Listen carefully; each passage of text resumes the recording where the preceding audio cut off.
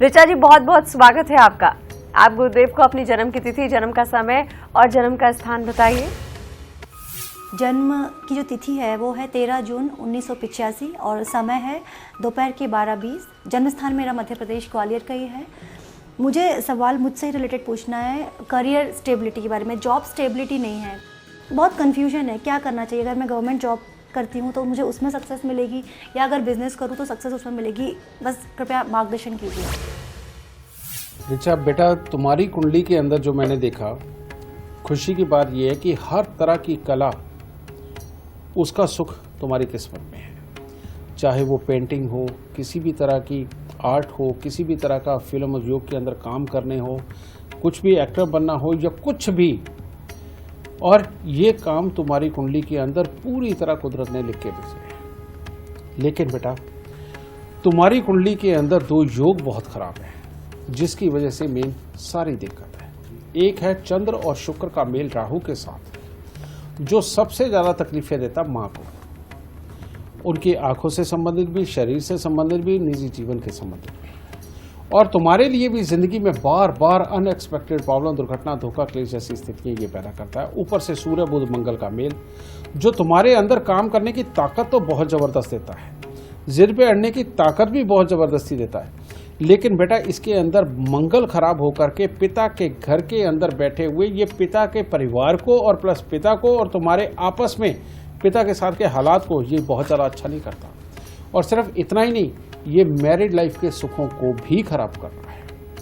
और उस हिस्से में भी अगर कुछ मनमर्जी रही तो बेटा बहुत ज़्यादा वाले हालात खराब होंगे।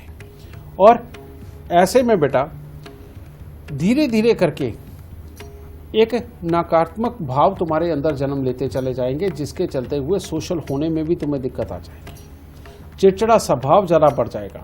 इसलिए बेटा इन सब से बचना बहुत ज़रूरी है।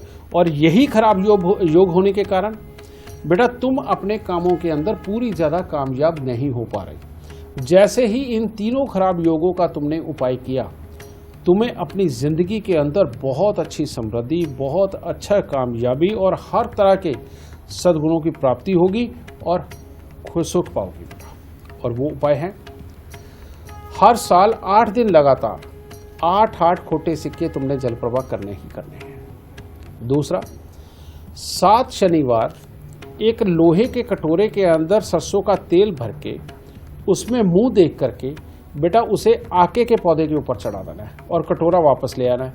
इसी तरह से 7 शनिवार वही कटोरा लेके जाना और आके के पौधे पे चढ़ाना है। और 7वें शनिवार जब तुम तेल चढ़ा दोगी मुंह देख करके, उसके बाद उसी आके के पेड़ की जड़ में थोड़ा सा खड्डा खोद के बेटा उस कटोरे को वहीं दबा दो। ये दूसरा उपाय।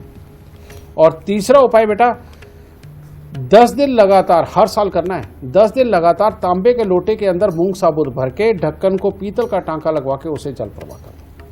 इससे बेटा तेरे पिता का परिवार अच्छा हो जाएगा, तेरे पिता के परिवार में जो बीमारियां वो ठीक हो जाएंगी, तेरी माँ को सुख मिलेंगे और तेरी अपनी मैरिड लाइफ और तेरी प्रोफेशनल लाइफ हर किसी के अंदर तेरे को बढ़ोतरी होती हुई नजर आएगी। इसके बाद तुम अपनी लाइफ में दुखी नहीं रहोगी और कला लेकर के पैदा हुई हो उसी को एंजॉय करो। तुम्हारे को इसी फील्ड में अपना करियर बहुत अच्छा मिलेगा।